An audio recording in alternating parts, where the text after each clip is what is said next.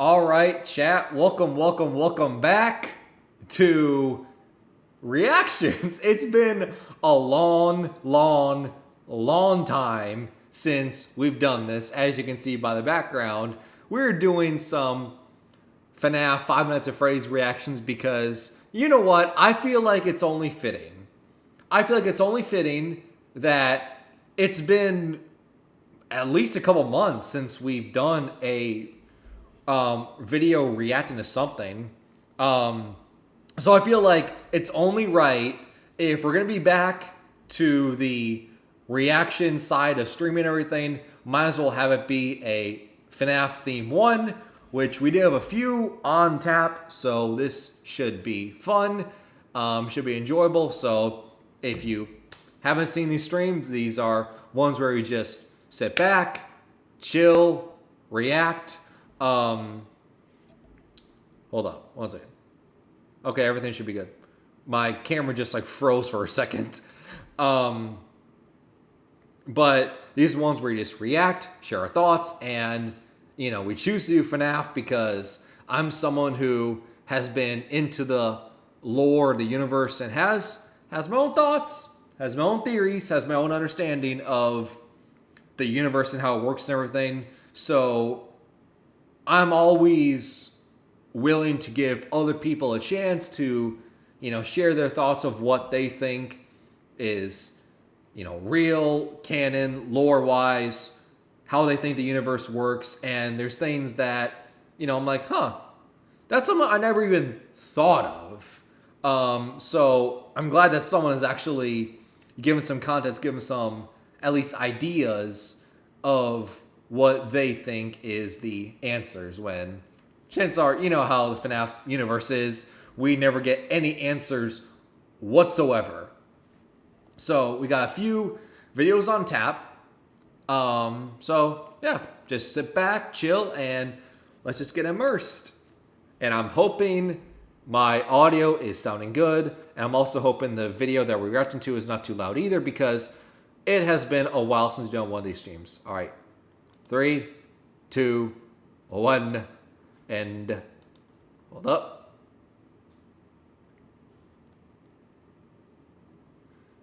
As the GOAT once said, here we go. The Shadow Animatronics have been a part of Five Nights at Freddy's for nearly a decade, but they've remained largely a mystery for as long as they've been around. With strange supernatural abilities and a tendency to show up during major events of the story without much explanation, it's no surprise that they're often either ignored or the subject of a lot of debate and unanswered questions. And while answers have been suggested, I think the role they were actually meant to play in the story has gone completely overlooked. As such, I figured it would be a good idea to finally tackle one of the series' longest-running mysteries and explain just what the Shadow Animatronics actually are, where they come from, and how the role they play in the story of Five Nights at Freddy's has been hidden in plain sight for nearly a decade.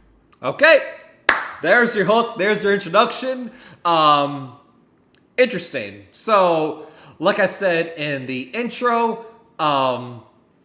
this is literally what I was referring to, of how, people diving into answers, looking at angles, looking at theories, and looking at things that me, myself, I haven't, considered or looked at whatsoever, because, the Animatronics, have been a thing since FNAF 2. There was Shadow Freddy and Shadow Bonnie, as you're seeing on screen right now. They've been a thing since the FNAF 2, the second game of the series. And to this day, they've gone unanswered. They've kind of always just remained an Easter egg, a blink and you miss it, cameo moment where, it, is a rare, like 1 in a million chance that this happens in your game and everything, and people, share their thoughts and, screenshot, screen grab the game of the moment and everything. They, share it over Twitter and YouTube and everything, and Tumblr and TikTok, all that stuff.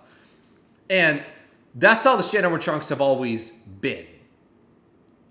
They've never had any lore significance or anything, but I'm sure that will change. They've always just been something that shows up randomly as any sort of like a 1 in a million chance. Like, for instance, for me, I played FNAF 2 at least 100 to 200 hours, and I've never gotten Shadow Freddy and Shadow Bonnie to show up on any of my playthroughs whatsoever, because I know how rare it is. And to me, that's how it's always remained. I know at one point when the series was first, the first 4 games, the original story, the series was supposed to end after Five Nights at Freddy's 4, and Dream Theory was the popular theory out there. I know at the time people believe the Shadow Animatronics was, one of Scott's, was it 3 Easter eggs, where it was what's seen in the shadows is easily misunderstood in the mind of a child, and that's really what they were. They were just Shadow Animatronics. I'm trying to explain it the best way I can because my mind is just rambling. But brief history timeline.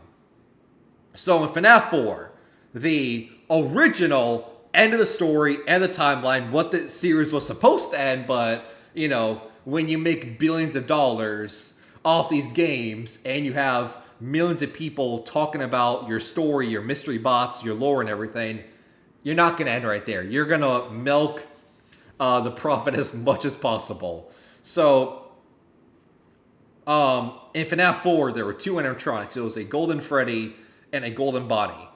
And at the time, when Dream Theory was popular, the common accepted theory out there with people was that's what the Shadow Animatronics were, is the FNAF 4 Crying Child throughout the nights, in between nights in the game and everything, whereas the 8-bit minigames, and him being scared of being inside the pizzeria and everything, the animatronics, the Golden Freddy and Golden Bonnie, they were the literal Shadow Animatronics.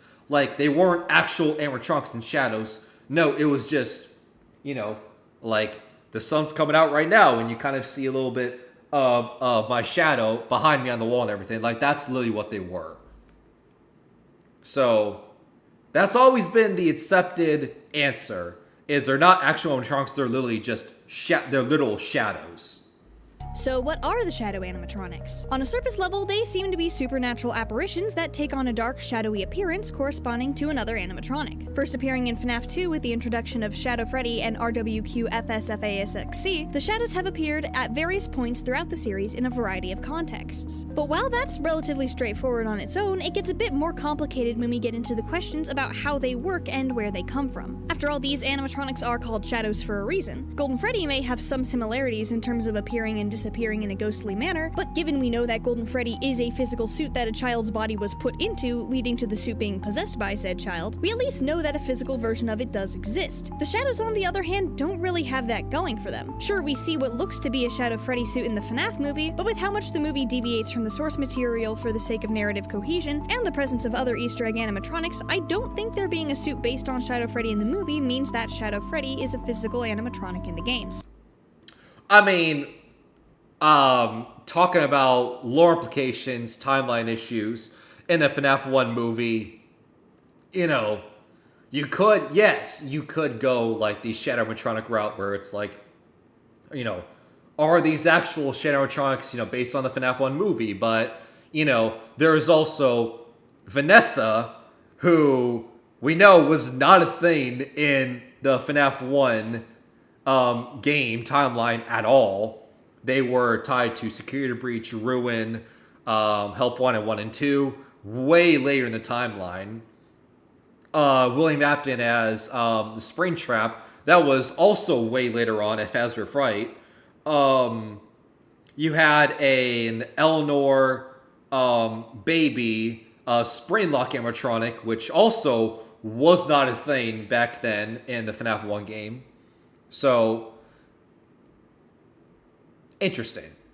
concept. Not to mention, I think Shadow Freddy's inclusion in the movie is meant to point to something else that I'll be getting into later, and the other Shadow animatronics really don't have anything to indicate them being physical. In fact, there are quite a few Shadow animatronics that never appear in the physical waking world at all. Shadow Dee, or XOR, appears exclusively in Ultimate Custom Night, which is experienced entirely within William Afton's mind as he's tormented by the vengeful spirit of one of his victims. Shadow Balloon Boy and the Shadow Puppet appear only in the backgrounds of minigames necessary to get the good ending of FNAF 3, and Shadow Mangle shows up in one specific hard mode of a minigame in Help Wanted, which takes place entirely in virtual reality. The only ones that do appear in the real waking world are Shadow Freddy, which is a recolor of Withered Golden Freddy, RWQ FSF ASXC, who's a recolored Toy Bonnie, and the Shadow Cupcakes. I would personally be surprised if Fazbear Entertainment had made physical versions of any of these animatronics for whatever reason, so in this video I'm operating off of the theory that while they look like animatronics, they're not actually haunted robots like the others. But if they're not haunted robots, what are they really? Well, one theory suggests that the shadows are the spirits of past employees of Fazbear Entertainment, specifically from the era when Springlock suits were still in use, and that the reason they aren't physical is because the bodies were removed from the suits, leading to a more tenuous connection instead of full-on possession. After all, in FNAF 3, Phone Guy mentions that there was an incident with multiple simultaneous Springlock failures at a sister location to Freddy's that got the Springlock suits put out of use. Given the main two Springlock suits were aware of our Fredbear and Spring Bonnie, and the main two Shadow animatronics, Shadow Freddy and RWQ, are recolors of FNAF 2's Withered Golden Freddy and Toy Bonnie animatronics respectively, who's to say that they aren't employees who died when the Springlocks of the suits failed, taking on their appearances of their FNAF 2 counterparts, possibly because that's what was already modeled for the game.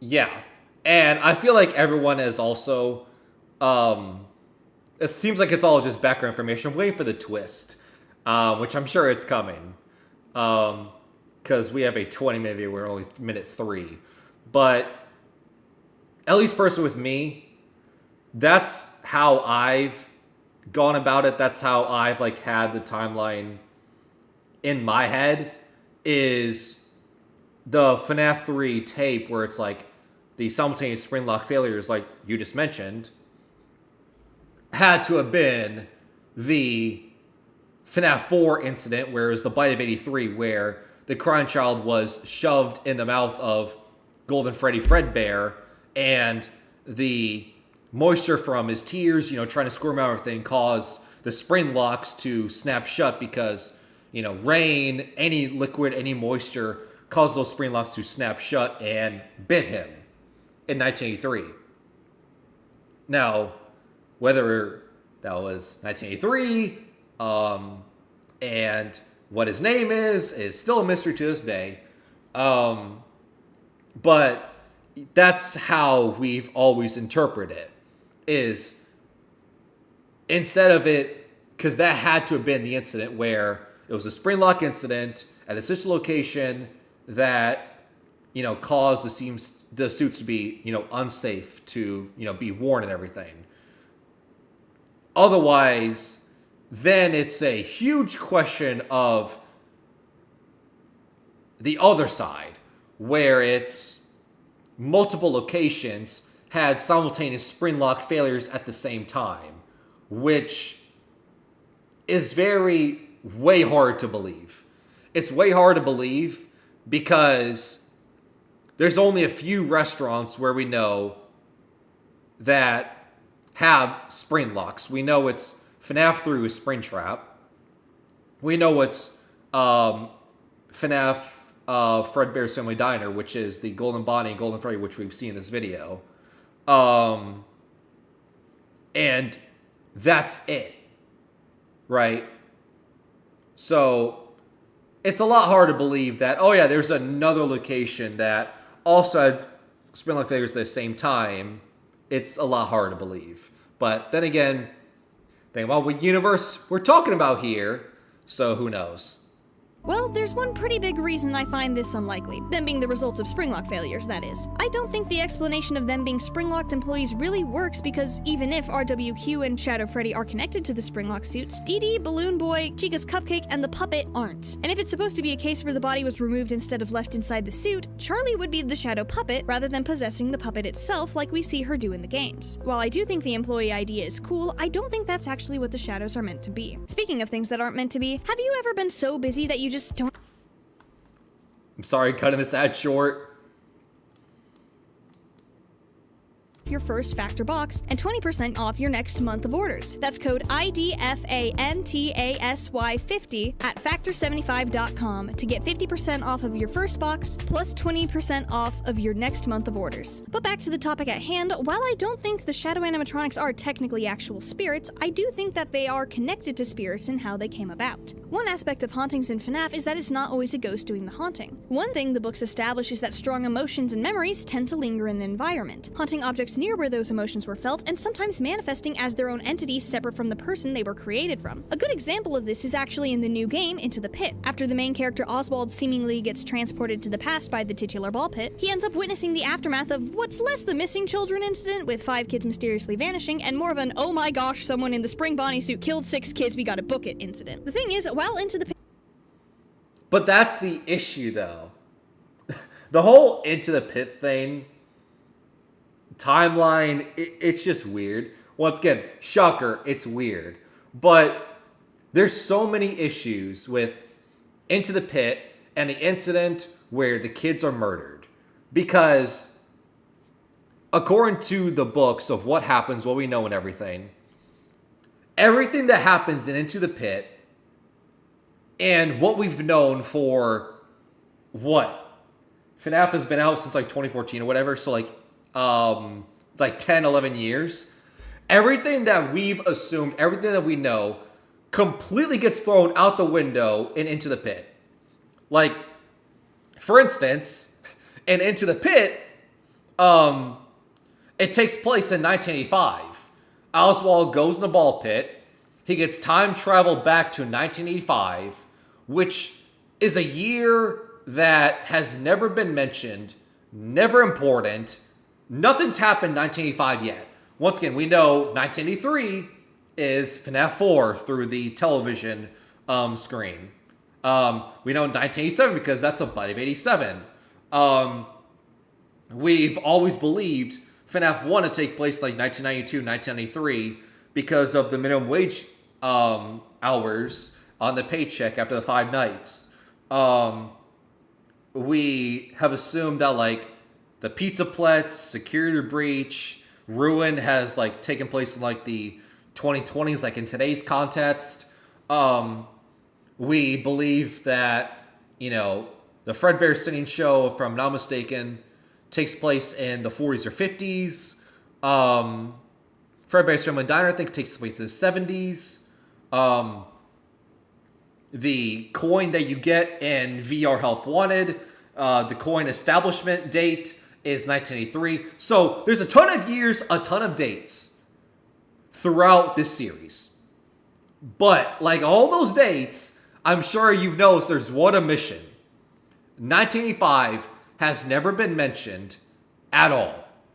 But Into the Pit, it's on a calendar when Oswald goes in the ball pit. He sees that he's at 1985. So that is already a huge issue.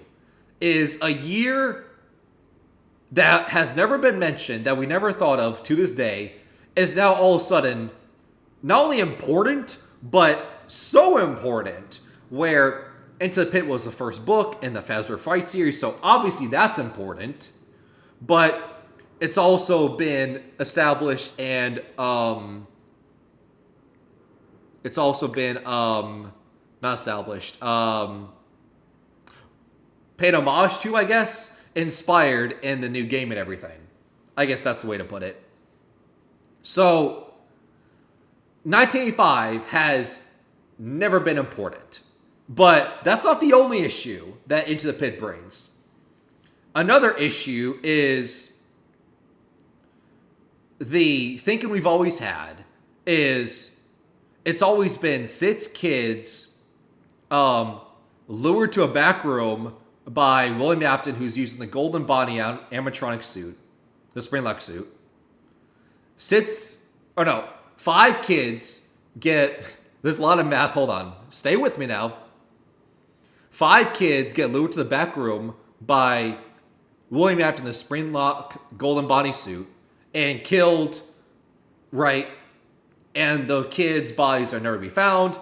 That's when the investigation happens. That's when he's convicted, but no evidence is found. The bodies are never found. So that's why William Afton's arrested, but he's not in jail or anything because, well, once again, the bodies never get found because they get stuffed in the suits and they become possessed and haunted. And the rest of FNAF goes on as we know it.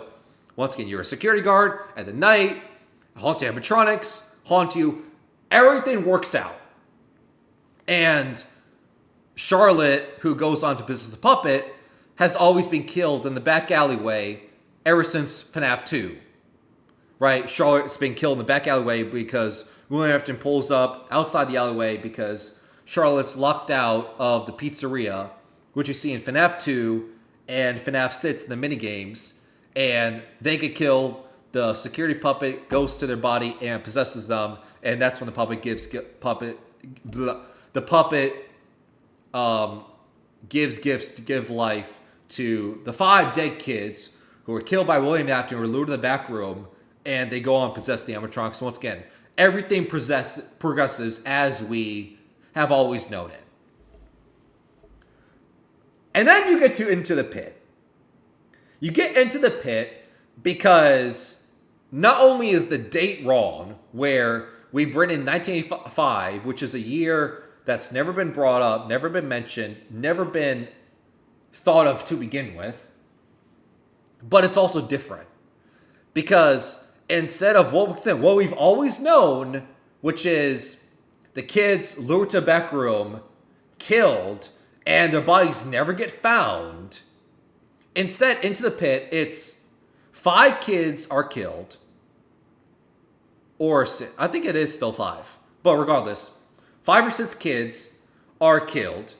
And the person in the golden Bonnie suit drags the bodies of the kids into the pizzeria out in the open. And parents of the kids see the kids' bodies. They see them, and that's when they run away and everything because, they know that the person in the golden Bonnie suit killed them because he dragged the kids' bodies out in the open for everyone to see. Which, once again, is the total polar opposite of what we've always known. Which is the kids were lured to a back room, never found, but into the pit, they're killed, and then their bodies are brought into broad daylight, I guess, but you know what I mean, into the restaurant that was packed with people so that everyone can see these 5 or 6 kids' bodies. It's totally different. So, Into the Pit is complicated. It's really complicated to talk about because I don't know what to make of it. Pit Spring Bonnie, who I typically call Pit Trap, does speak and act in a way that strongly connects him to William, saying things like "I always come back" if you listen closely, and having an extremely visceral reaction to a photo of William and Henry that Oswald drops in one of the game's routes. He's also not actually William. After all, William has his whole deal presumably being Springtrap, and Pit Trap has a mouthful of knives. Instead, Pit Trap seems to be an entity created from the memories and emotions of William's murders that takes on the persona of William Afton in the Spring Bonnie suit. William was the cause of the agony that day, and the impact of what he did left a lasting enough impression that it was able to haunt the building and manifest through the ball pit and Pit Trap. In fact, that's likely why the ball pit seems to take Oswald to the past. Technically, it probably wouldn't be the actual past, but a recreation of it based on the powerful memories and emotions associated with the event. That isn't to say it doesn't have real-world impacts, what with stuff from the pit being brought to the present and the door to the arcade getting deleted, but I think it's similar to how Pit Trap is able to interact with the present despite being a memory himself. He and the quote-unquote past are real, but they're not necessarily the originals, just memories and emotions haunting the building and able to influence the real world by supernatural means. I think the shadow animatronics work in a similar manner to Pit Trap, as manifestations of emotion and memory that can interact with the physical world but aren't necessarily always physically present. Something that seems to be backed up by the now defunct AR mobile game Special Delivery. One of the main mechanics of Special Delivery was collecting Remnant, which we know from other parts of the franchise is tied to the reason why spirits, memories, and emotions linger in the world around them, and is described as the merging of the tangible with the intangible, acting similarly to how water conducts electricity electricity. However, while most often Remnant is depicted in its physical form of a silvery liquid, Special Delivery focused specifically on collecting what seemed to be various types of free-floating Remnant energy. However, there was also a special variety of Remnant called Dark Remnant, that, rather than giving you Remnant when you collected it, would cause dark fog to appear on your screen until eventually RWQ was summoned to your location. To me, this heavily implies that RWQ, and likely the other shadows, are linked to this Dark Remnant. Additionally, it seems relatively likely that Dark Remnant could be related to, or another form of, a substance introduced in the Fazbear Frights books called Agony. I will say more power to you for trying to find a way to make FNAF AR work, be canon, fit in the timeline, have it make sense in some way. More power to you, because, FNAF AR, it seems a very hard subject to talk about when it comes to the lore perspective, because, number one, it wasn't Linux, was it? The developers of FNAF AR have completely wiped the game off the App Store for iPhones, Android Store, whatever that's called. It's completely wiped. You cannot get the game anymore. And if you go to the website of the development team that made the game and everything, they have a list of like all the projects, all the games they've done, and there's no mention of FNAF AR whatsoever. So the developers themselves of this game want to hide and pretend this game never existed. And that's also getting to the other side of things where it's like, are the animatronics in FNAF AR canon? Because you have like Toxic Fotsy, Chocolate Bonnie, Statue of Liberty Chica, like Clockwork Frozen Ballora. Like, clearly these are not real. These are not real animatronics. These are not titled whatsoever, because if they are, that makes the lore even more confusing. The only good thing that has come from FNAF AR lore timeline-wise is us getting introduced to Vanessa / Vanny. That's the only thing FNAF AR has done. Everything else has just been weird.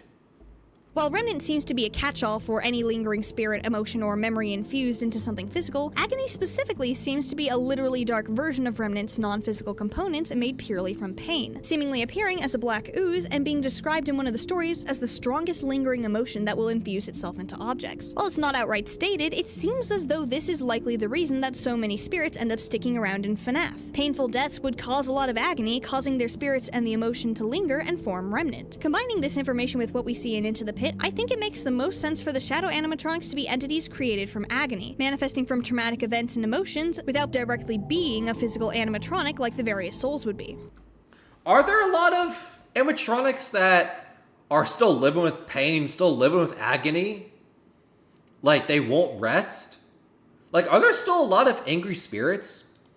Because if you really think about it, you have Cassie, who's a vengeful spirit, which vengeful spirit, it's in the name. Like, they're going to be vengeful. They're going to want revenge on William Afton nonstop. So I will give you that one. But then after that, who else is hanging around? Who else is vengeful? Like, the original kids who possessed the, original FNAF 1, Freddy, Fotsy, Bonnie, Chica, they were laid to rest in FNAF 3 in the Happy Stay minigame with the puppet. Then you have FNAF 6, where you had people like Henry Story laid to rest. You have, Molten Freddy, who had the spirits of Ennard, Ballora, and the other Funtime animatronics. Baby with Elizabeth Afton.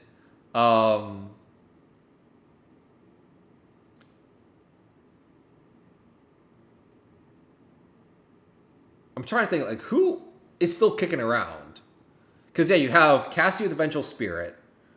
The FNAF 4 Crying Child, we've always assumed that they were laid to rest after FNAF 4. where you had the, psychic friend Fredbear saying, I will always put you back together. Or I will put you back together. That's really what the line was. We've always assumed that was his ending. I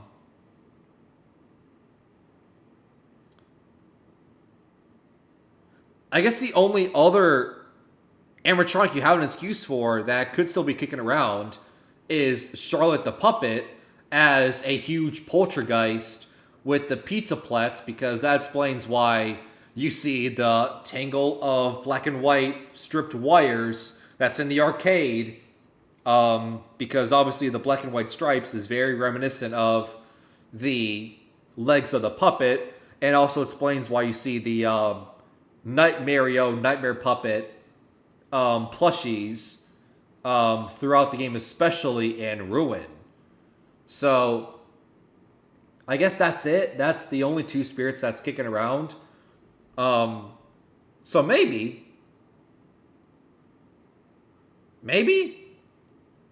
I'll have to think about it, but those to me are the two spirits that are still kicking around to this day that haven't been laid to rest fully yet. Is Cassie Eventual Spirit, once again in the name, they refuse to give up. That's what the whole Old Man Consequences line was all about, is they refuse to let go. They refuse to give up their own spirit. And then the poltergeist with Charlotte and the pizza plats. So maybe it just seems weird. I don't know. Maybe it's also just a wording thing, so I'm thinking about too much. But it's just one of those things where it's like, are there a lot of spirits still kicking around? I don't know.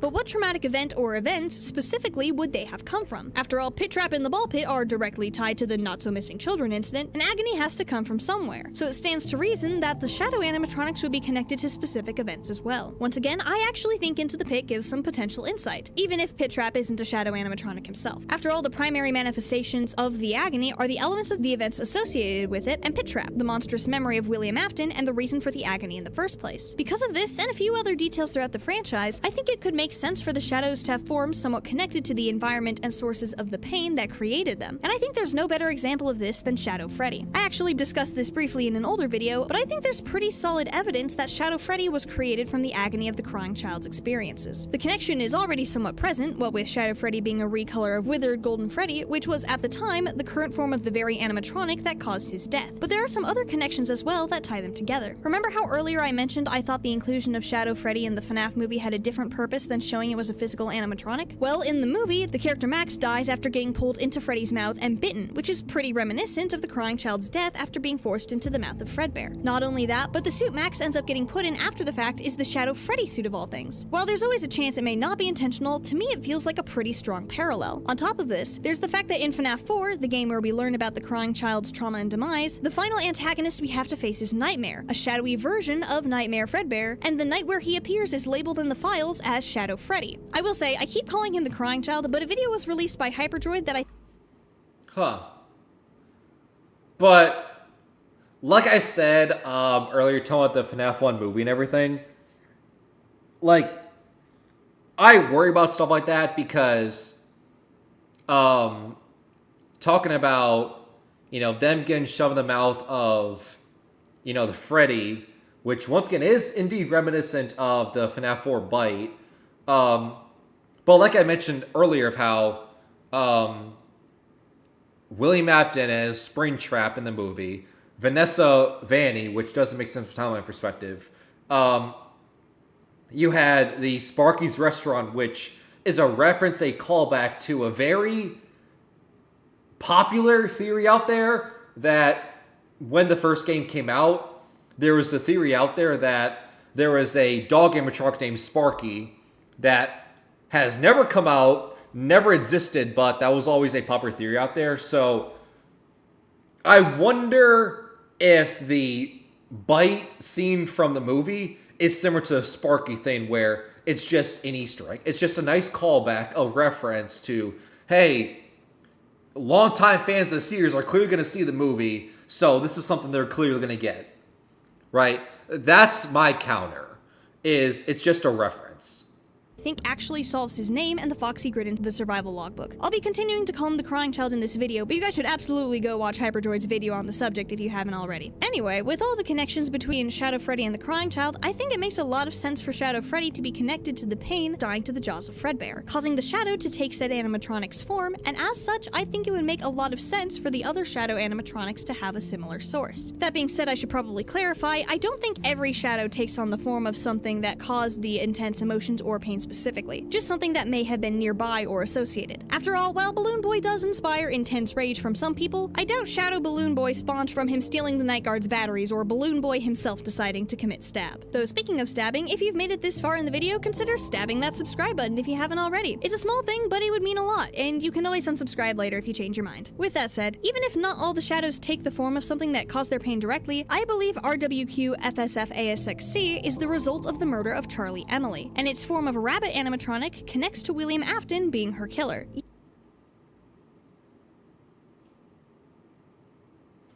Wait, hold on. I'm gonna replay that back because I want to play that back because you just said a lot. I need to process for a second, so hold on. Let me play this again. Okay. I'm gonna play this again because I need to take a second to wait, did I hear what I thought I heard? Okay.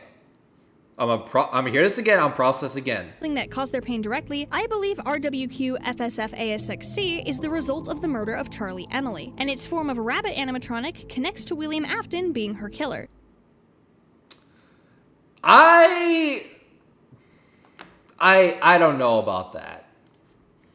I don't know about that because if that is true, that throws a whole bunch of wrenches and worms in the equation of this very weird conglomeration FNAF timeline that makes sense but also doesn't make sense. That has a lot of questions because then it makes there's a lot of problems with that.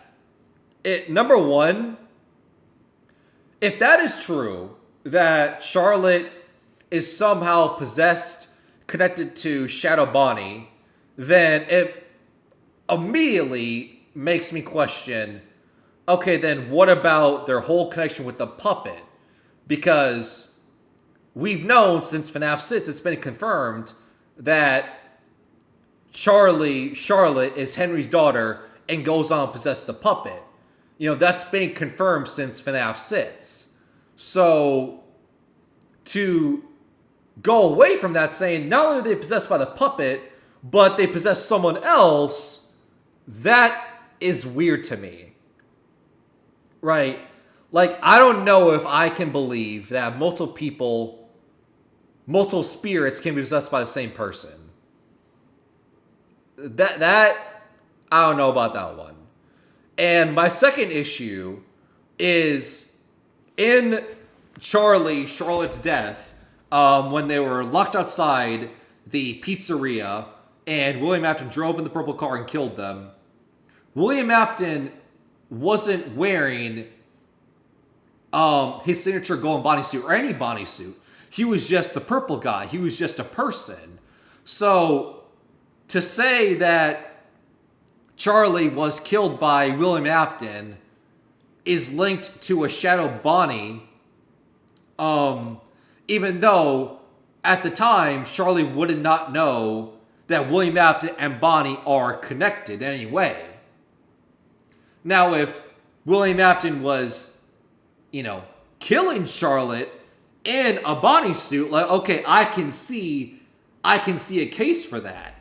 But as we've always known it, William Afton drives in the purple car and kills Charlie outside the pizzeria, and that's one of, if not the first murder of the entire series. William Afton hasn't killed people in the Bonnie suit yet. There will be no reason for Charlie and Bonnie to be connected anyway. So that's my pushback on that. I don't know about that one. Yes, I realize RWQ is a Toy Bonnie recolor, not Spring Bonnie, and that Charlie wasn't killed while William was in costume, but I do have an explanation. There we go. For that. If Shadow Freddy does manifest as Nightmare in FNAF 4, that could be evidence that the exact appearance of a shadow is somewhat changeable, even if the base, such as both being connected to their Fredbear counterpart from the same game, remains the same. On RWQ's part, the only alternative to Toy Bonnie for a rabbit-based animatronic appearance in the game where RWQ first appeared would be Withered Bonnie. And unless RWQ came specifically from the death of one of the missing kids, I think that wouldn't work for the same reason it wouldn't make much sense for Shadow Freddy to look like Withered Freddy instead of Withered Golden Freddy. It creates an extra layer of separation to have RWQ look like Toy Bonnie instead. As for why RWQ could be a rabbit, since William wasn't wearing the Springlock suit when he killed Charlie, it could be connected to Charlie associating him with Spring Bonnie, since that's the animatronic he performed in, but it could... Once again, like I said, when Charlie died, William Afton, as we believe, was not in the Golden Bonnie suit yet. He wasn't killing people yet. And once again, I'm going with the assumption that I've always had in my head that Charlie is the first person killed in the entire series, right? They're the first death. So once again, William Afton wasn't killing people in the suit yet. So why would there be a connection if they killed them after the fact? Right? That's my pushback. Second of all, when it comes to Nightmare, the Black Fredbear, if in FNAF 4,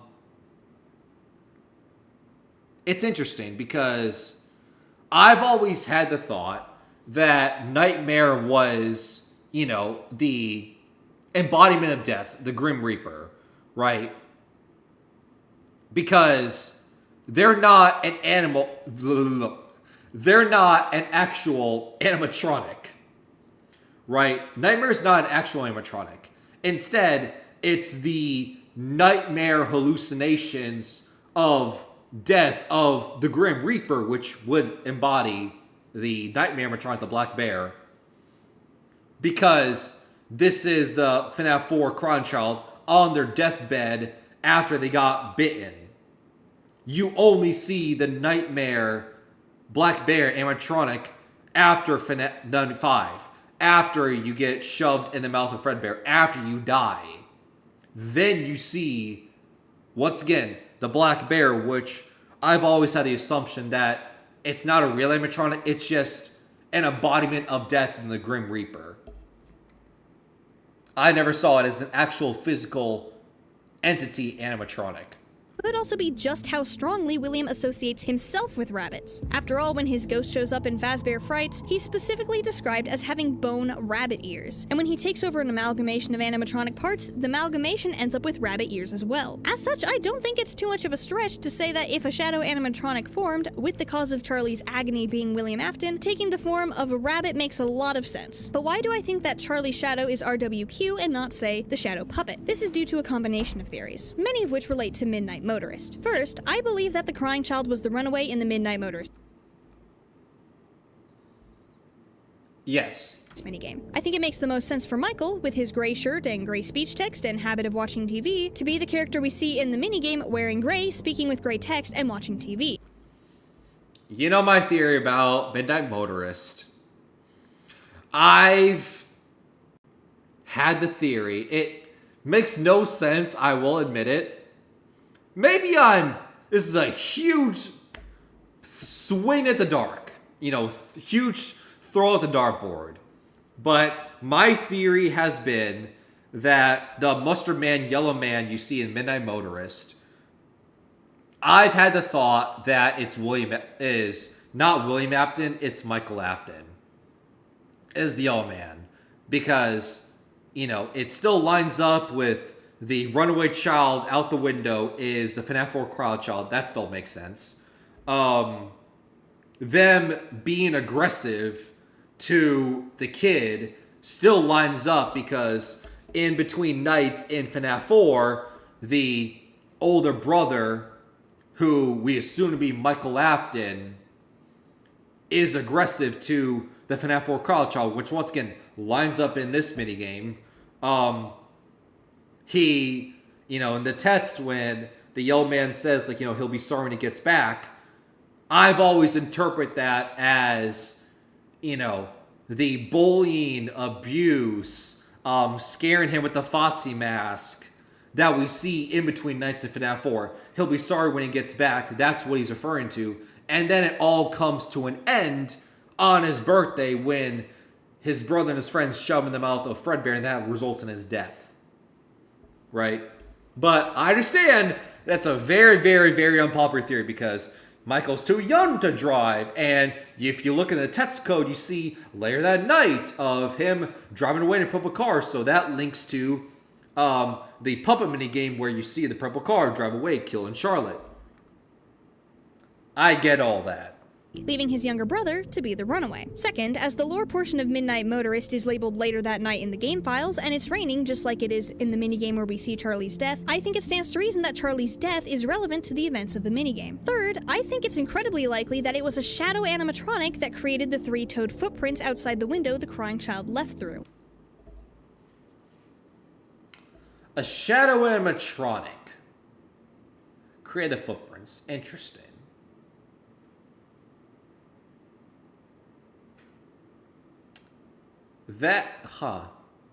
Okay. I'm gonna let this keep playing, now I'm getting my thoughts up, but that's interesting. If the crying child was the runaway, it wouldn't exactly make sense for it to be Golden Freddy showing up at the window. And it couldn't really be William now that the 5 Laps at Freddy's demo, which is in fact an official FNAF game, basically confirms that William Afton is the yellow guy in the minigame, showing a purple car called the Midnight Motor with a yellow rabbit antenna on it. I still hold out hope. I know that shuts down my personal theory that the yellow mustard man is Michael Afton. I get all that, but there's just a small piece of me that just wishes that, like, maybe there's still a chance that I'm right. But I accept that's the majority. Not to mention he would have been spring-locked by the rain. Meanwhile, in the Fazbear Fright story You're the Band, would he be spring-locked by the rain? Because the spring locks are vulnerable to rain and moisture, not William Afton himself. William Afton, like in FNAF 3, when William Afton is locked in the back room and the spirits make William Afton run around down the room and everything, and he goes into the Golden Bonnie suit, right? William Afton was running around the hallway in the room just fine. He only got killed and spring-locked when he put the spring-lock suit on because it was wet. It was raining. There was puddles everywhere. The room that he's in has been shut down and abandoned for years, so it's a wreck. So that's how water got seeped into the spring locks, which once again, when moisture and spring locks come together, it's like water and oil. It does not mix. Shadow is described luring a kid possessed by the spirit in Freddy out through his window and 2 Freddys, presumably to reunite the spirit with the others. Even if that story was scrapped, it was initially written with the intention of being in the series, and we have seen other instances of shadow animatronics telling people to follow them, so it feels like a pretty deliberate implication that it could have been a shadow animatronic guiding him out of the house. That's interesting. I like that. That's interesting. I never thought of that. I never considered that in FNAF 3, Shadow Freddy tells you to follow him in between nights. And obviously that leads to, being led to the back room, which is shut down because it's in the with the animatronics.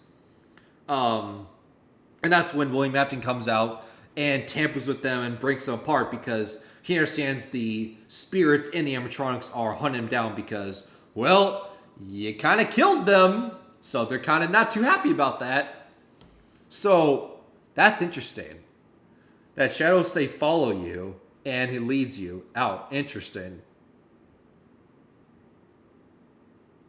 I like that. Now, as much as I like that, as much as that, I guess, answers, because we never knew who the animatronic is, why they are let out, what makes them break out the window and everything.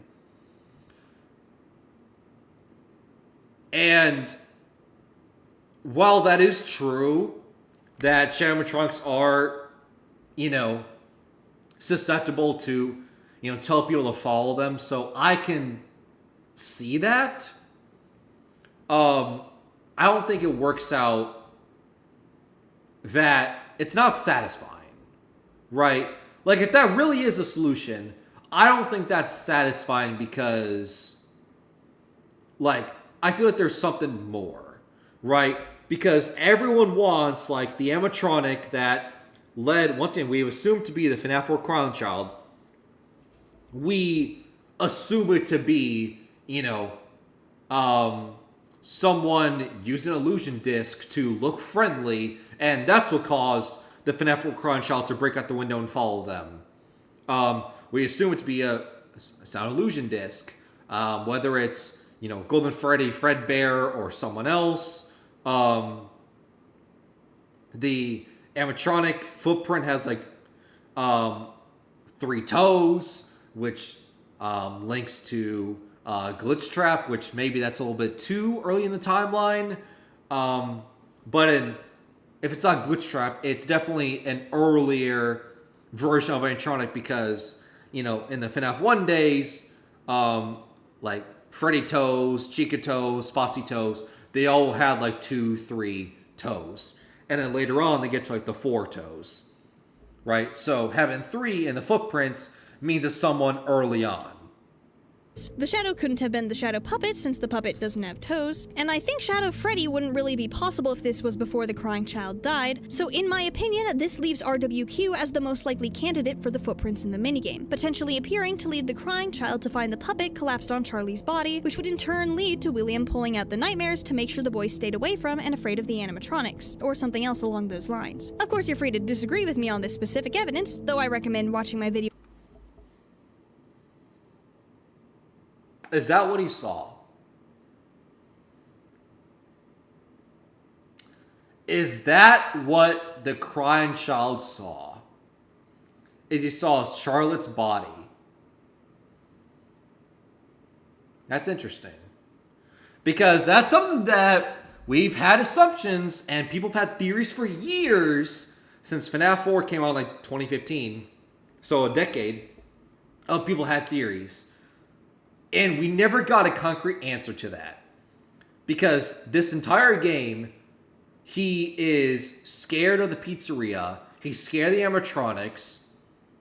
But he was once a fan of the animatronics, a fan of the franchise, because he has the 4 plushies in his bedroom. He goes to Fredbear's every day. He watches the show Fredbear and Friends from 1983. So it's not that he's scared of the franchise or scared of the animatronics, because he liked them at least at one point. But in FNAF 4, between nights, whenever he's at the pizzeria, he's crying, he's scared, he's miserable, and he's always constantly told, remember what you saw, don't you remember what will happen if they catches you? But we never knew what that was. There was the common running theory of, we've always thought the remember what you saw was referring to inside a back room, you saw the purple guy, William Afton, put a head on someone in the golden Freddy suit. But according to the kid, they would interpret that as a kid getting stuffed inside the suit.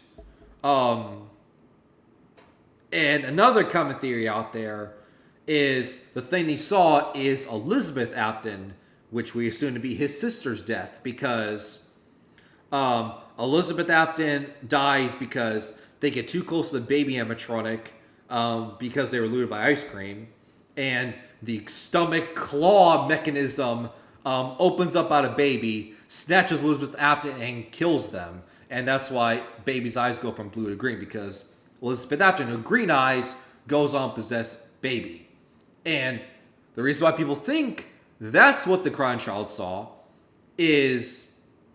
I wish we got a name for crying child. Just change it for a second. I wish we got a name for crying child, because saying crying child nonstop when talking about this game and talking about, who I'm talking about if you ever know this series, never get a name for him is annoying. because he has to say, Cronchild this, Cronchild that, Cronchild did this, Cronchild saw this. It's like, can we get a name? Anyway, Elizabeth Afton gets scooped and clawed by the claw mechanism by baby in their stomach. And that is why in FNAF 4, Fredbear has the teeth, stomach, mouth, right?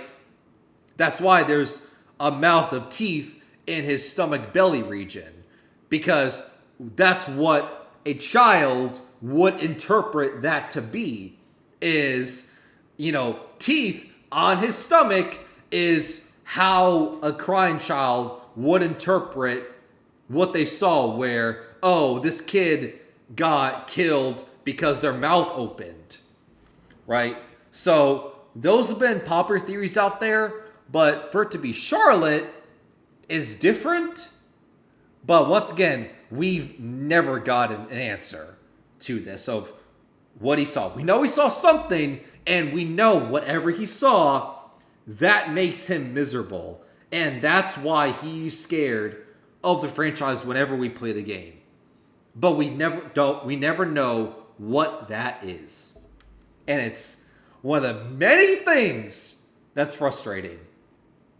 On Midnight Motorist if you want a more in-depth explanation of my reasoning, but even if you do disagree with me on this, there's another big reason I think RWQ stems from Charlie's death. One thing I find really interesting is how pretty much every single Shadow animatronic is connected to FNAF 2 in one way or another, even though the only two that actually appear in FNAF 2 are RWQ and Shadow Freddy. The shadows of Balloon Boy, Mangle, and the Puppet are flat-out shadow versions of animatronics that appear in FNAF 2, XOR is a shadow of Dee Dee, who is pretty visibly connected to Balloon Boy, and the Shadow Cupcakes appear in the FNAF 3 minigame featuring specifically Toy Chica, and I don't think that's a coincidence. After all, we have an entire group of dead kids introduced in FNAF 2 that, at first glance, don't really seem to contribute much to the story outside of likely being the reason Phone Guy mentions the FNAF 2 location started getting investigated and then never really getting brought up again. While it's been theorized that they possessed the toys, and I do think that's possible, those get scrapped after FNAF 2, which would seemingly negate their relevance to the story outside of that game. But if we account for how many Shadow animatronics connect to FNAF 2, I think they could contribute something else to the story as well. Specifically, I wouldn't be surprised if the shadows we see in the Happiest Day setup minigames all in some way stemmed from FNAF 2's Dead Children incident. The various toy animatronics would have been around, and the agony from the kids' deaths could have associated itself with the animatronics at the location where the kids died. This is another reason why I think RWQ would be from Charlie's death instead of some other event. Shadow Freddy and RWQ are the only two shadows that appear in FNAF 2, and can appear before any of the FNAF 2 kids even die, since Phone Guy mentions the investigations and someone using a spare yellow suit later in the week. As such, both of them would have had to have formed prior to FNAF 2, where the only candidates for their formation that we have are the missing children, who would be better represented by a shadow of a withered animatronic, the crying child, who has Shadow Freddy, and Charlie Emily. I will say, I like this theory. There's definitely a lot of things that I never considered. I definitely see an argument to be made, but I bring that up because another pushback I have is using the tapes from FNAF 2 as evidence to this theory. Because we know that the tapes were pre-recorded.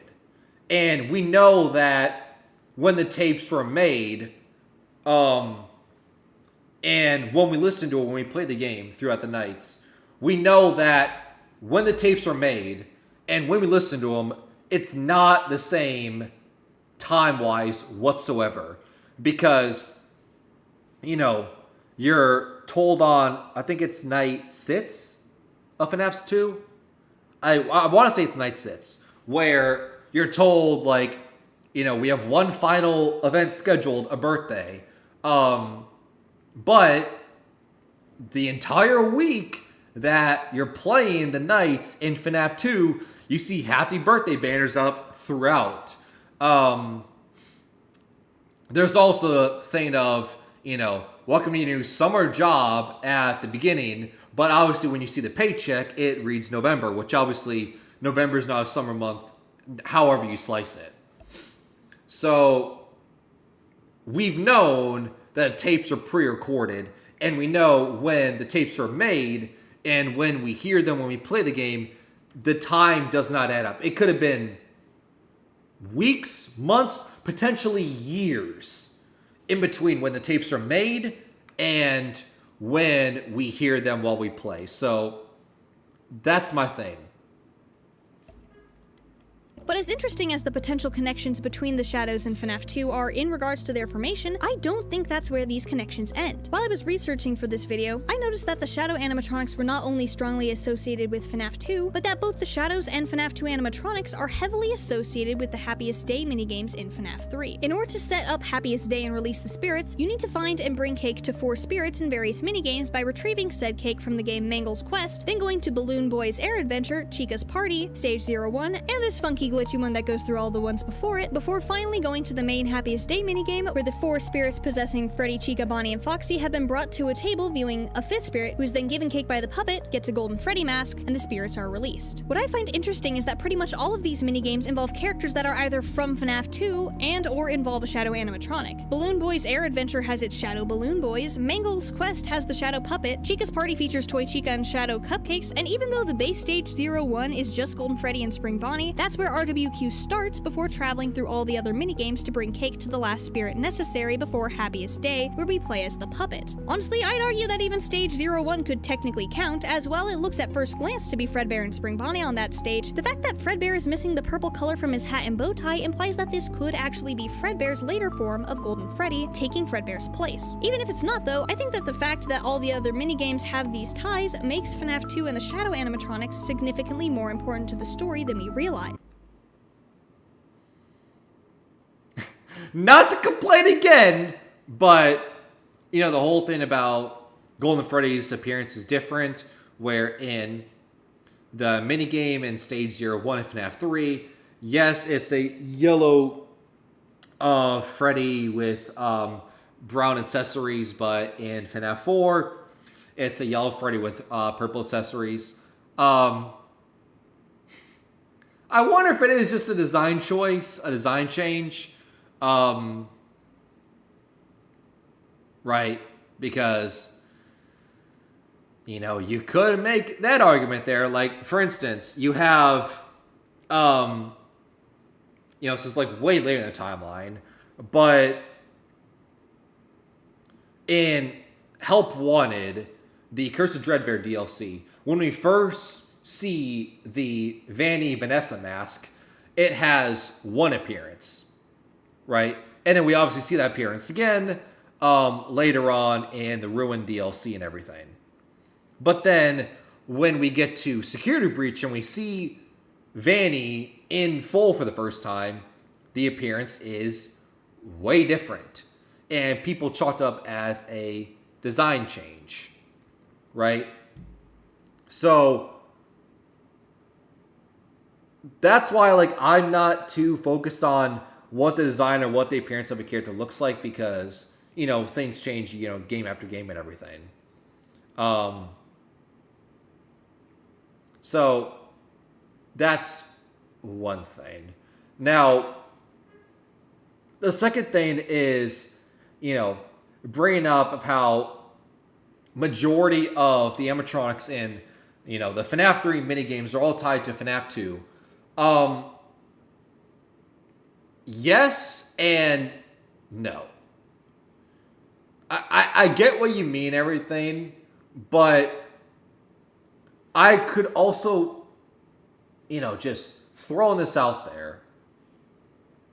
Could it be possible that, you know, a lot of the animatronics that you see in these minigames of FNAF 3 are some of the most story-driven, important characters in the series, right? You have the Happiest Day minigame, which has, you know, Freddy, Foxy, Bonnie, Chica, the puppet, and Golden Freddy. Like, I feel like that does not need to be questioned. Like, that goes without being said. Like, those are the most important characters in the series, without a doubt.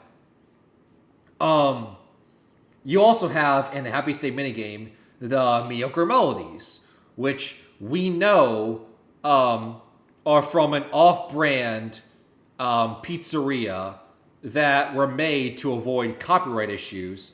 And we know they were built by Henry because the jaw mechanisms were separated. So that gives a sense of timeline where the Miracle Melodies are made by Henry, and that's when the two companies of Henry and William Afton became business partners and merged together. And we know that the Miracle Melodies also had battery packs, which we know in the books. What's his name? I can't remember his name. The stand-in for Cassidy, the vengeful spirit, in the Faster Frights books goes on to possess a battery pack, which, lo and behold, in Custom Night, when you get the rare voice lines by Dying the Meeker Melodies, every now and then, you get a very creepy voice line talking about, basically talk about eternity, and you're in hell, and you're going to get punished over and over and over again because the vengeful spirit is keeping you alive for your hell, your torment, your punishment for killing people, especially the one you should not have killed. That's what Custom Night's all about, is your punishment. And that's why you hear Cassie in the background, because, once again, the battery packs. And then you have Balloon Boy, which it's crazy to say that he's important to the timeline, the lore, and everything. But if it is to be believed that Balloon Boy was one of the first animatronic creations in the timeline, where they had like the doll, clown, wooden toy feel, very early on the timeline, to then evolve into the animatronics that we know and maybe love. That's when Balloon Boy fits in the equation, right? He's not, Balloon Boy, we've always thought, is not someone who's possessed by spirit. Oh, a kid got shoved in a suit of Balloon Boy and that's how he's possessed. Like, no. Right? We've never interpreted that way. At least, we've always assumed that's not how it works. Then you have Mangle, who, the common theory out there that I'm inclined to believe is, we know that Chica was first. We know Chica was the first person, I don't know about killed, because once again, I still think it is Charlie outside the pizzeria. But maybe in Custom Night, when it's like, I'm the first, I'm the one who's seen everything. I've always thought that was Chica being like the first one to come alive. Her spirit possesses the Chica animatronic. We know Susie goes in Chica animatronic. That's them being first. That's what they're referring to. It's not them being killed first. It's them coming to conscious with their spirit and being haunted. That's when they're first. And, we know how Susie dies is because William Afton says that her dog's not really dead. And, lure you this way to show you that your dog's not really dead. And the theory out there is that dog goes on to possess Mangle, so the two are together and connected. Mangle is connected to Chica, Susie, who's also the first kid who either died or, in my interpretation, where they become possessed. Who knows? But Chica and Mangle are connected. And you have the purple Shadow Bonnie, which, purple Bonnie figure. I mean, do I need to say any more? That pretty much goes without being said. And I think that's everyone. So that is my interpretation of all as I'm piecing together. As I'm watching the minigames back and everything, I'm like, that's interesting. That you could make the argument that these are some of the most important characters in the timeline. That's how they're connected. Just something to chew on. Pun intended. After all, while the minigames may be played in FNAF 3, that doesn't mean their events or setup took place during FNAF 3. Correct. just like how I said with my pushback of the evidence of the FNAF 2 tapes, because we know the tapes are pre-recorded, and just because we hear the tapes, maybe 1987 when the game takes place, doesn't mean the tapes were recorded in 1987. Just as Circus Baby didn't kill Elizabeth Afton under the player's command during Sister Location, and the puppet didn't try to save Charlie Emily during Pizzeria Simulator. Even Happiest Day itself has been pointed out to be set up as a mirror image of the crying child's memory of getting bitten by Fredbear. Right. Which, combined with the new phone guy book seeming to indicate him being around in FNAF 1 via a voicemail of the Bite of 83 followed by the sound of continued crying and phone guy getting bitten himself, as well as the fact that if the missing kid that got stuffed in Golden Freddy is the vengeful spirit, they definitely would not have been content to move on given their whole refusing to let themselves or William rest, could imply the crying child to be the recipient of Happiest Day, with his memory of the bite being altered to help him move on, similar to how Spirit and Fazbear Frights were put to rest by having their traumatic memories altered to be happy ones. I feel like but once again, I feel like we've always had that interpretation that in the Happiest Day, the puppet goes to the crying child who, once the cake gets put, the spirit goes to a Golden Freddy head, and that's when they're laid to rest. Because we know that the FNAF 4 crying child, that's his birthday, the party was for you and everything, and them being connected to Golden Freddy just makes sense. You're shoved in the mouth of Golden Freddy, you have a psychic friend, Fredbear, right? Them being with Golden Freddy, it just makes sense. Otherwise, that's just cruel, because then it makes the question of why do you have this connection then if it doesn't pay off like that?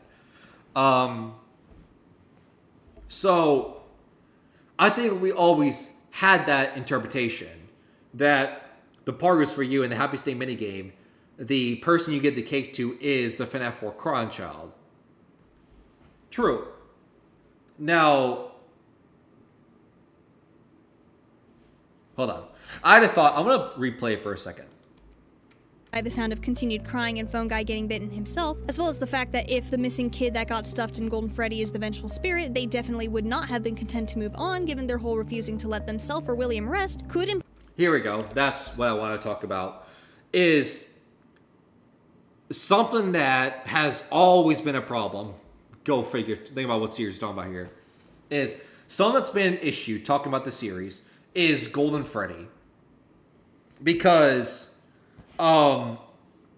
it makes sense that, like I said earlier, that the FNAF 4 Crying Child and Golden Freddy clearly have a connection. They clearly are meant to be together. They clearly are meant to be a thing, right? The FNAF 4 Crying Child is meant to be connected to Golden Freddy in some way. Otherwise, once again, it's a very cool connection because the seeds are there. They're clearly connected in some way. And for it not to have any payoff is okay, then why did you do it to give me? Why are there so many connections Golden Freddy and FNAF 4 Crying Child if you don't have a connection or payoff at the end of the day? It feels useless then. It's literally the equivalent of Chekhov's gun, where you bring something in, you expect it to have some payoff. But the issue is, while there's a ton of evidence that the FNAF 4 Crying Child and Golden Freddy are connected, which once again they are, then we know Cassidy is connected to Golden Freddy because they're the vengeful spirit. They are the final thing that you see after you beat Custom Night on 50-20 mode. The Golden Freddy animatronic, shaking the distance, not refusing to give up their spirit, refusing to die, right?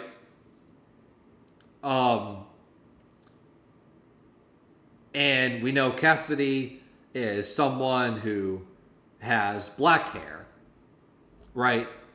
But then it's a question of okay, so if Cassidy is in the Golden Freddy animatronic, then where does the FNAF 4 Crying Child go? And that's where the Fazbear Frights books come in, because there's a handful of books out there where there's multiple people piloting one animatronic, right? Multiple spirits can possess an animatronic. And I feel like it's not just me interpreting that; it's other people saying. I'm just bringing it to the forefront because I agree with it. That multiple people, multiple spirits can possess one animatronic, and that's how you have both FNAF 4 Crown Child, who clearly has once again all the connections to Golden Freddy, and Cassie the Vengeful Spirit. They can both be connected to Golden Freddy. You can have the FNAF 4 Crown Child have their soul get laid to rest through the FNAF 3 Happy State minigame, but Cassie the Vengeful Spirit is still kicking around, is still vengeful, is not being laid to rest despite Old Man Consequences saying it in Custom Night. That's how you have these things play out.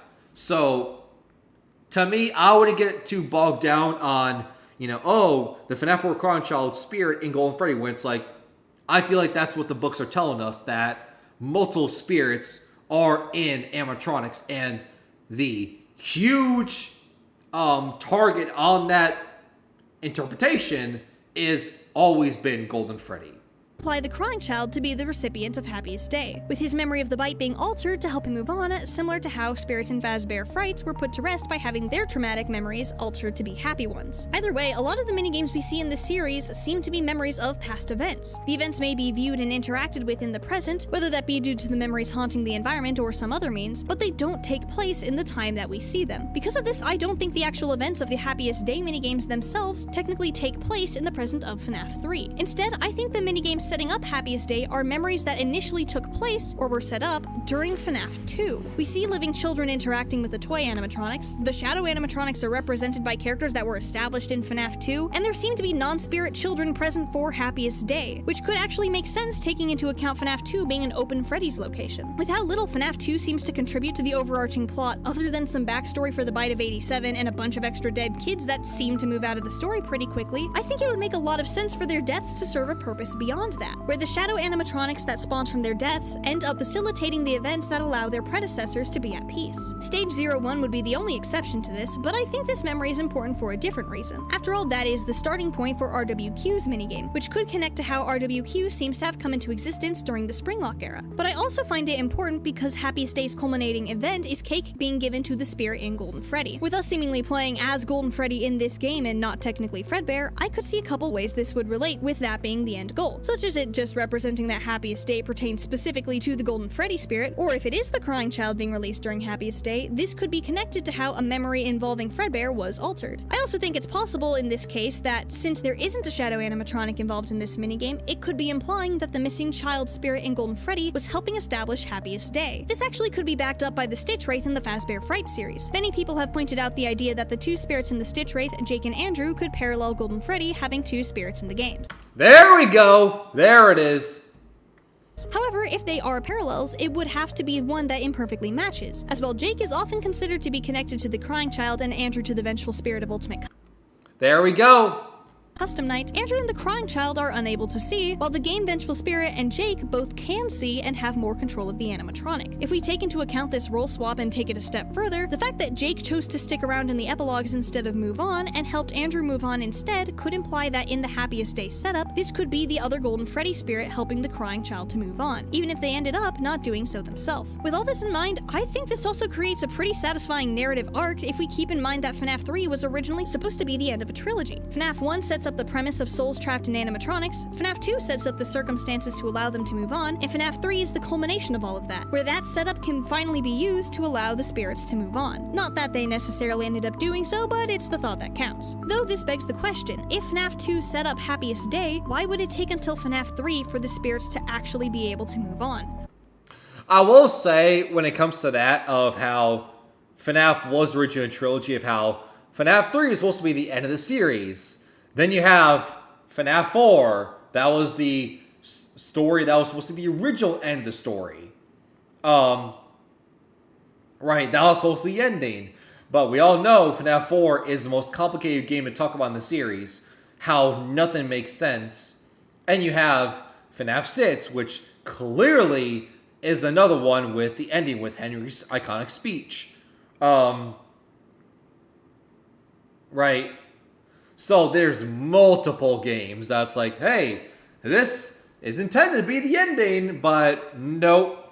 Well, I think there are a few possibilities here, but since this video is getting kind of long as it is, I think it's most likely that while the pieces of Happiest Day may have been set up in FNAF 2, those pieces just weren't ready to be brought together at that time. After all, in order to play the minigames to set up Happiest Day, there are certain actions we need to take as the player, and the only way to find out what those actions are is through the clues in the other set of FNAF 3 minigames called Follow Me, depicting the lead up to William Afton becoming Springtrap. This is especially interesting considering the reason those clues are there is because of FNAF World. One of the routes of FNAF World involves finding clocks and doing timed minigames that each put a different clue up on the wall of one of the hallways in the FNAF 1 location during the Follow Me minigames, with each clue telling the player how to access a different minigame needed to set up Happiest Day. Funny enough, I was literally just, I know you're not gonna believe it, but I was literally just about to bring up of how the minigames are connected to FNAF World, because that's how they're connected. Like, you, push the cupcakes in FNAF World, you glitch through FNAF World, you push the cupcakes into the screen, and that's the cupcakes you click on to get to the Chica's Party World minigame in FNAF 3 to release the Chica Spirit, right? Because we know that because once you are in FNAF World and you put all the minigames that we deal with in FNAF 3 to get the Happiest Day minigame, once you put all the minigame set up, you're then taking a screen where it's like, you know, it's something like the pieces are in place. Now it's up to you to like go find them. And obviously, the find them is the minigames that are in FNAF 3. And the minigames in FNAF 3 were set up by someone from the future, right? Someone from the future throwing these minigames for someone from the past to get the good ending in FNAF 3. While the connections there are pretty obvious, I actually think FNAF World doesn't just set up the clues to those minigames, I think it takes place during them. Not just because that's where the clues show up, mind you, but there are a couple odd details in FNAF World that could imply this to be the case. For example, while I don't take the designs of most of FNAF World's character roster too seriously, since a lot of them just seem to be there because they're characters in the franchise that exist, or characters Scott thought would be cool while he was making the game, like, you know, Scott, I do think it's interesting that at least the character we start as, Adventure Freddy, has buttons, which a character based on FNAF 1 Freddy shouldn't have. We can see that the rest of the FNAF 1 cast matches their counterparts' designs pretty well, though Bonnie is a more vibrant blue, so why would Scott go through the effort of modeling buttons that shouldn't exist onto what's technically our protagonist character? Well, in the Follow Me minigames, Freddy does have buttons, and since FNAF 3 came out before FNAF World, giving Adventure Freddy buttons as well could have been to more firmly establish the events of FNAF World as being during Follow Me. Additionally, one thing in FNAF World that's bugged fans for years has been this weird shadowy Freddy that's just kinda there. He doesn't do much in the game other than do his little dance on his tree stump, much to the bafflement of the entire fanbase. However, if we factor in that FNAF World could take place during the Follow Me minigames, while I couldn't explain the little dance to you, I think the fact that there's a Shadow Freddy with attention drawn to it in this way could correlate to how Shadow Freddy is present for, and the reason for the name of, the Follow Me minigames. Being the one to guide the animatronics to the safe room, either for William to be able to destroy them, or what I'm leaning toward, given the behavior of the other shadows being involved with setting the spirits free, for them to find and get their revenge on William. Alternatively, this Shadow Freddy could be related to how Shadow Freddy seems to be connected to the crying child due to the connections between FNAF 4 and FNAF World. As I've discussed in previous theories, due to some of the dialogue in the clock route pretty strongly associating with the words spoken to the crying child at the end of FNAF 4, I think that the purpose Also, the pieces put back together, which is obviously not a so subtle callback to the bots in FNAF 4, where it's like, sometimes the pieces are best left forgotten for now, which, when is the for now? When do we get to open the bots? I'll tell you, short answer, never. of FNAF World's clock route is to explain that putting together Happiest Day is what FNAF 4 meant when the crying child was told he'd be put back together, especially with the ending of the route replacing the dialogue about still being there and promising to put him back together by saying the pieces are in place for you, all you have to do is find them. Right. And those pieces, like I just mentioned, is those minigames in FNAF 3 to get the good ending, because if you play through the game normally, you get the bad ending, which is the first game in the series to have multiple endings, especially a bad ending. If you play through the game normally, you have to do extra stuff to get the good ending.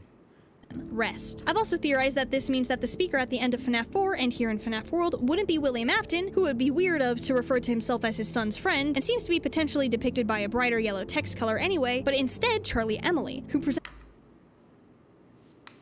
Hold up. FNAF 4 and here in FNAF World wouldn't be William Afton, who would be weird of to refer to himself as his son's friend, and seems to be potentially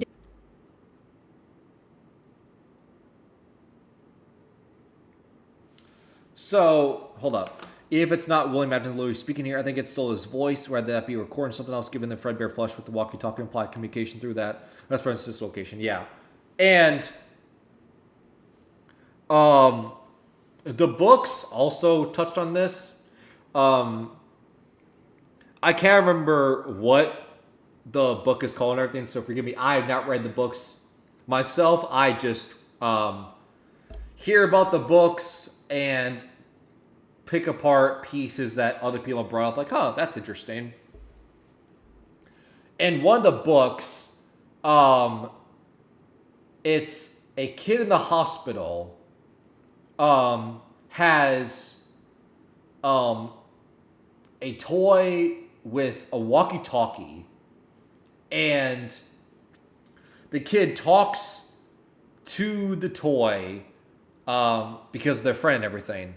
But lo and behold, the person on the other side of the walkie-talkie that's talking to the kid is actually whose dad, who is out of war in the military.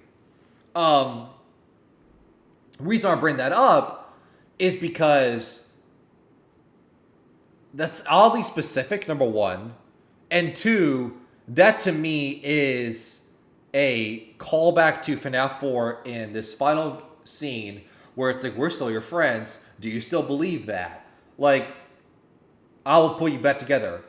Tells me those are lines that William Afton would say to his son. I will put you back together, quite literally, put you back as a robot. Right?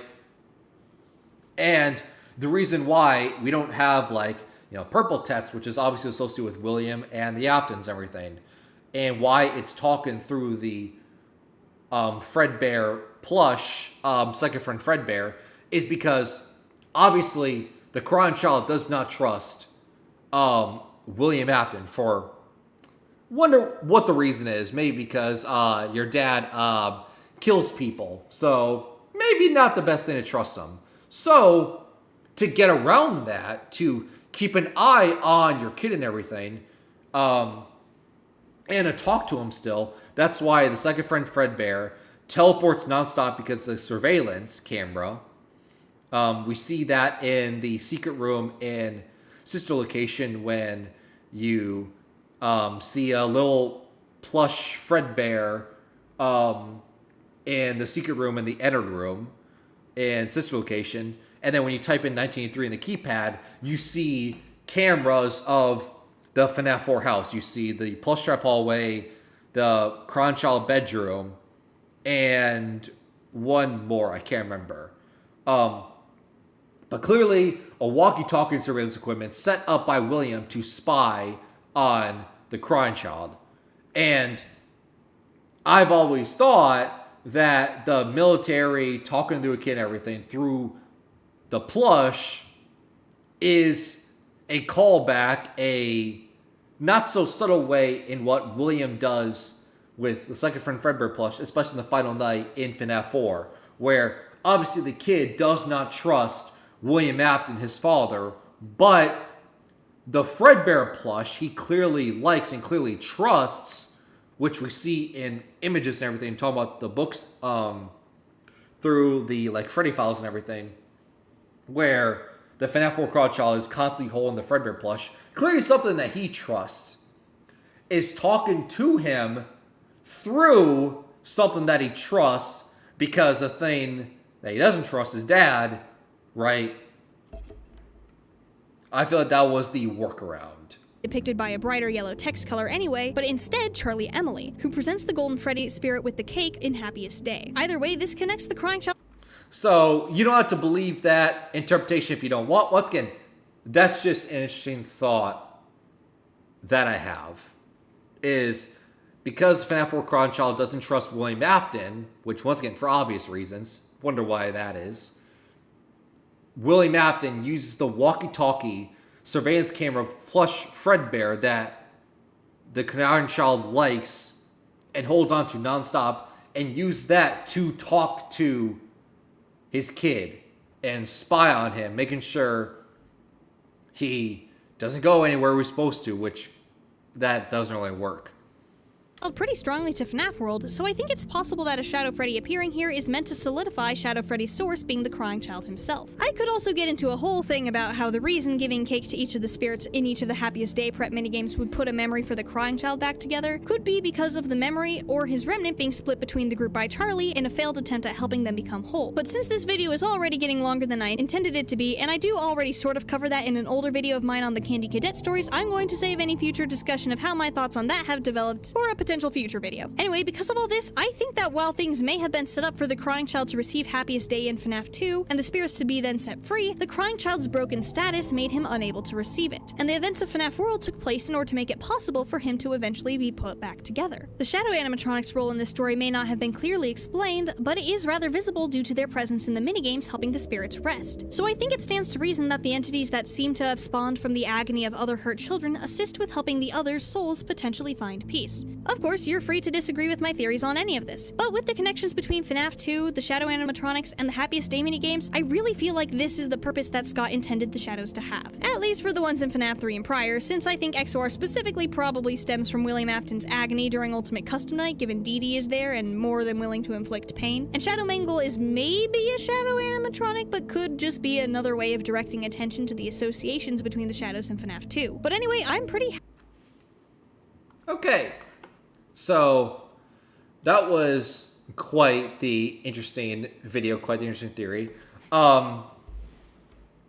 Stuff I agree with, stuff I don't, but once again, not to harp on it, not to sound all negative, everything, not to make it seem like, oh, I know what's best. I am the sole reason of knowing what is canon, what's not. Like, no, that's not my intention. That's not why I'm reacting to this video at all, because I'm always curious why,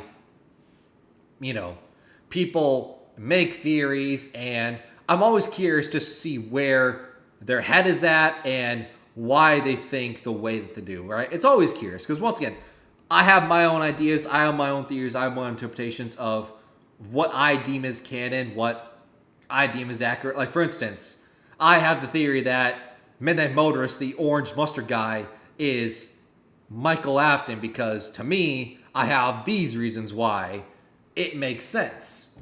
But obviously, I know that's the very, very, very unpopular opinion, and I've honestly grown to get to a point where I'm like, you know what? I think I accepted that it's probably William Afton, but once again, like I said earlier, it's the piece of like, maybe it's true, like, just maybe I'm on the right track. Maybe it's not fully Michael Afton, but like maybe some of the ideas of like why things happen in FNAF 4 that are confusing, and why the older brother is so aggressive and bullies and scares the FNAF 4 Cron Child so much in FNAF 4. Like, maybe that can be explained in my interpretation. Like, it's just a thought. But interesting thought. But like I said at the beginning, respect to you, more power to you, trying to find a way to make the Shadow Animatronics work and make sense, because to my knowledge of all the theories, of all the lore hunting out there in FNAF, this is something that's very, very rare. I feel like most people who were just got in the series the last few years didn't even know that Shadow Animatronics even exist. But of course I do, because, I've been around since the beginning, and I just have a huge brain of just nonstop FNAF memories and knowledge, and just weird details. I'm like, yep, that's a thing that happened. So interesting. Once again, there's things I like. There's things that I'm like, I see your intention. I see where you're going with it, but this is my pushback. Like, if that is true, and if that is really what was intended, then how do you explain this? But once again, I say all this to say, don't attack people who make theories because they're all just theories at the end of the day.